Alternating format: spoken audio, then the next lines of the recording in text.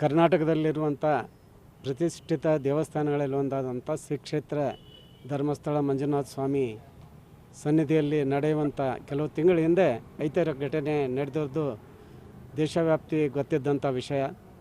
ಅದೇನೆಂದರೆ, ಮಂಜುನಾಥ ದೇವಸ್ಥಾನ ಧರ್ಮಸ್ಥಳವನ್ನು ತ್ಯಾಜ್ಯವಾದ ಮಾಡಲು ಹೆಸರು ಕೆಡಿಸಿ ಮಸಿ ಬಳಿಯುವಂಥ ಕೆಲಸವನ್ನು ಕೆಲವೊಂದು ಪಟಭದ್ರ ಹಿತಾಸಕ್ತಿಗಳು ಮಾಡಿದ ಮೇಲೆ ಅದರ ಮೇಲೆ ತನಿಖೆ ಆಯಿತು.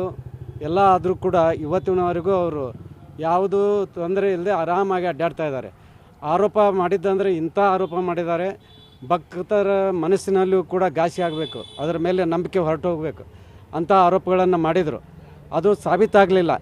ಎಲ್ಲ ಬುರುಡೆಗಳನ್ನು ತೊಗೊಂಡು ಬಂದು ಎಲ್ಲೇ ಇಟ್ಟು ಏನೇನು ಮಾಡಿ ಸಾಕಷ್ಟು ಪ್ರಯತ್ನ ಮಾಡಿದರು. ಜೊತೆಗೆ ಪರಮ ಪೂಜ್ಯ ವೀರೇಂದ್ರ ಹೆಗಡೆಜಿಯವರು, ಡಾಕ್ಟರ್ ವೀರೇಂದ್ರ ಹೆಗಡೆಜಿಯವರ ಹೆಸರು ತ್ಯಾಜ್ಯವಾದ ಮಾಡಲು ಅವರ ಮುಖಕ್ಕೆ ಮಸಿ ಬೆಳೆಯುವಂಥ ಕೆಲಸಕ್ಕೆ ಕೈ ಹಾಕಿದರು. ಅದರ ವಿಫಲರಾಗಿ ಇವತ್ತಿನ ದಿವಸ ಆರೋಪ ಮಾಡಿದ್ರು ಬಿಂದಾಸಾಗಿ ಅಡ್ಡಾಡ್ತಾ ಇರೋದು ಭಾಳ ಖೇದಕರ. ಭಕ್ತರ ವೃಂದಕ್ಕೆ ಭಾಳ ನೋವಾಗಿದೆ. ಯಾಕಂದರೆ ಇಂಥ ಎಲ್ಲೂ ನ್ಯಾಯ ಸಿಗದಿದೆ ಅಂದರೆ ಶ್ರೀ ಕ್ಷೇತ್ರ ಧರ್ಮಸ್ಥಳಕ್ಕೆ ಹೋಗಿ ಕಾಯಿ ಉಳಿಸೋದಾಗಲಿ, ದಕ್ಷಿಣೆ ಹಾಕಿ ಬೇಡ್ಕೊಳೋದಾಗಲಿ, ಅಲ್ಲಿಂದ ನಮಗೆ ನ್ಯಾಯ ಸಿಗದಿದೆ ಅನ್ನೋವಂಥದ್ದು ಎಲ್ಲ ಭಕ್ತ ವೃಂದದಲ್ಲಿ ಒಂದು ಮನಸ್ಸಿದೆ, ಒಂದು ಆತ್ಮವಿಶ್ವಾಸ ಇದೆ.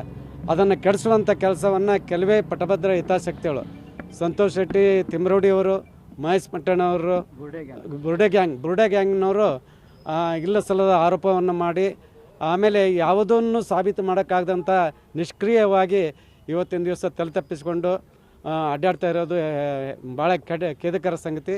ಕಾರಣ ಸರ್ಕಾರ, ಸಂಬಂಧಪಟ್ಟ ಇಲಾಖೆ ಅವರನ್ನು ಬಂಧಿಸಿ ನಮಗೆ ಸೂಕ್ತವಾದ ಭಕ್ತರಿಗೆ ನ್ಯಾಯವನ್ನು ದೊರಕಿಸಿಕೊಡ್ಬೇಕಂತ ಈ ಸ್ಥಳದಲ್ಲಿ ಹೇಳೋಕ್ಕೆ ಇಷ್ಟಪಡ್ತೇವೆ.